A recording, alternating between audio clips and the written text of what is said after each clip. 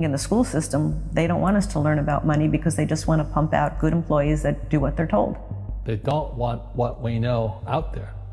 We've all been programmed. That's a fact of life.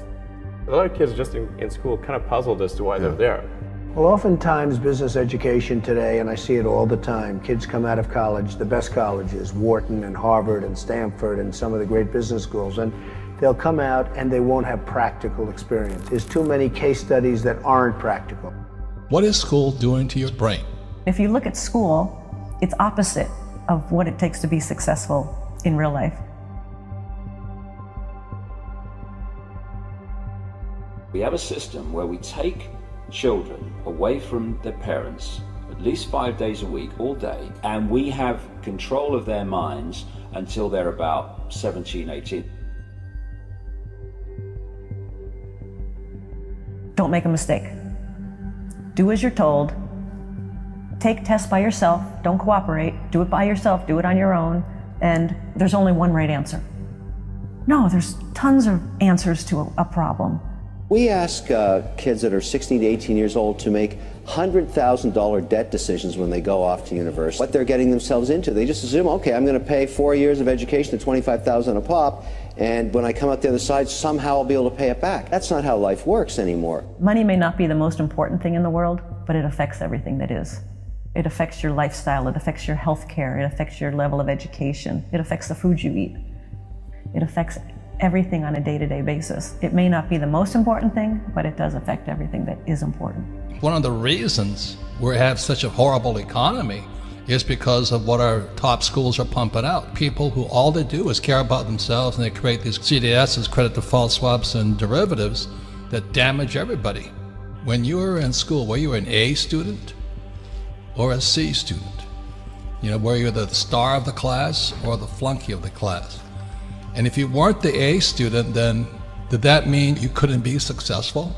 Is that what it means to you? If you didn't go to a great school, you're never going to be successful? What if you drop out? You know, what if you drop out like Steve Jobs and Bill Gates? That means you've had it. Jack Ma, who is the founder of a little company called Alibaba, he just recently said, if you're 35 and you're not rich and successful, you'll never be successful. Of course, Jack Ma is a school teacher, former school teacher who struck it rich. But naturally, they have this idea that if you're not successful in school, you'll never be successful in life. And my contention has always been, it almost damages you in school. You know, school damaged my brain, and my father was the head of education for the state of Hawaii, PhD. And I hated school. I mean, I sat there and getting pounded all the time for being stupid. People come out of school paralyzed. I think the school system is criminal in that it kills a child's spirit of learning. You know, a child goes into school all excited about, yeah, I'm gonna learn and it's gonna be great.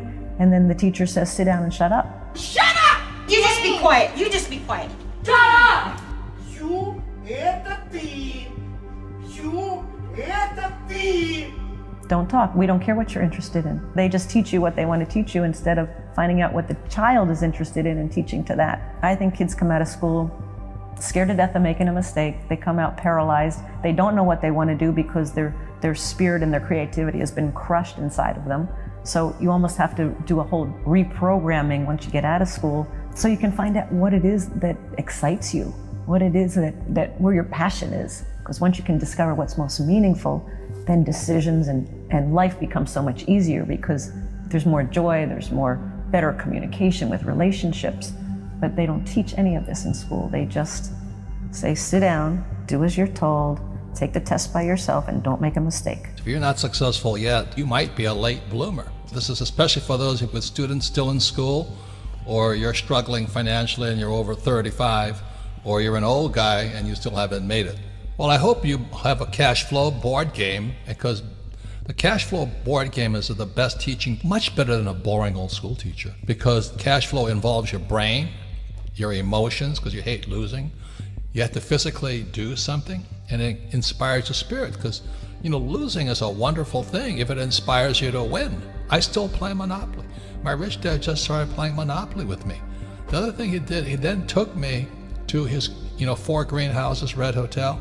He took me to his greenhouses. I went, holy moly, that it was more than just a board game. So I'm not saying it has to be real estate, but if it's stocks, you know, I look at a guy, Ray Dalio of Bridgewater, the biggest hedge fund in the world. He started buying stocks at a young age, same as Warren Buffett.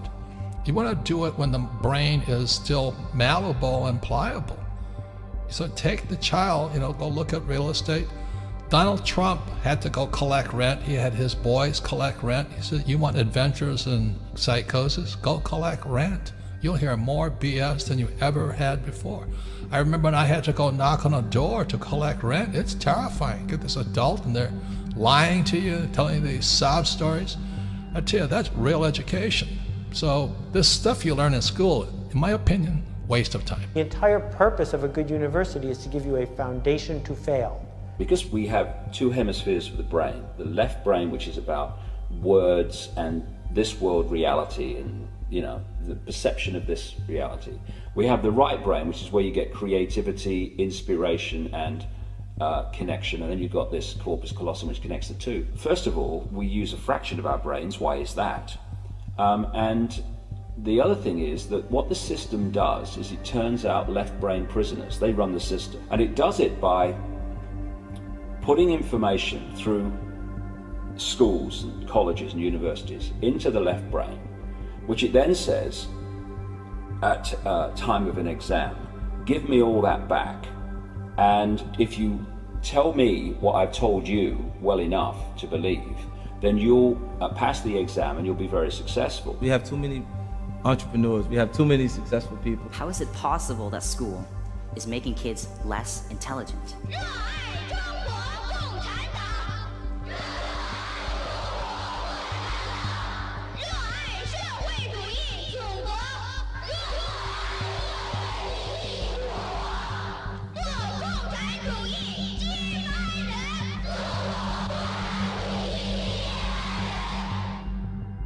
Go to high school, get a diploma. Go to a good college, and find a stable job. And if you don't do that, you won't be successful. And if that was true, how am I even standing here today? How did I, a straight C student, start a technology company at the age of 16? Here's what I believe. Parents, teachers, educators, you have the power to influence and inspire youth. And if there's one message that I want parents, kids, and all of you to take away from what I've said here today, that you can stray away from this conventional, limited, and narrow path that education sets us upon. You can diverge and create your own future. No one has ever changed the world by doing what the world has told them to do. I hated school. I really hated school. I hated school, generally, right? Because it was this instruction following thing. Ego barrier is the worst thing. And if we were raised differently, just imagine in the schools that all along that people will always say, everybody makes mistakes. Everybody has weaknesses. The key is really to understand what your mistakes and weaknesses are so that you can learn from them. I think punishment is a terrible concept. Punishment means that you made a mistake and you're being punished. I think instead of punishment, every time somebody makes a mistake, you should say the only thing that you need to do to get out of your punishment is first think, what kind of mistake was that? So if I'm in a situation that's like that again, how would I deal with it differently, not to make that mistake? So that learning should come from the mistake, not punishment. Every little flower of curiosity, said Einstein, is crushed by society itself. It's an extremely corrupt system we have at this point. We have an education bubble. In the US, we have $1 trillion of student debt. The first approximation, this has gone to pay for $1 trillion worth of lies about the value of the education people have received. And it's not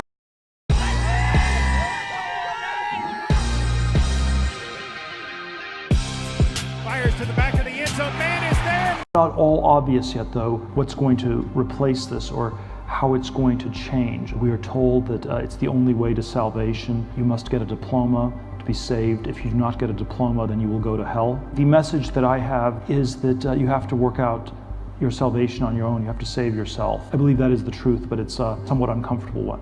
Every time the schools do something with your kids that you don't agree with, keep them at home. Simple as that. And do it now. Because the systems that produce teachers have become pathological completely. They're indoctrination camps and nothing else. The thing is, they know they've lost on the scientific front. They've lost.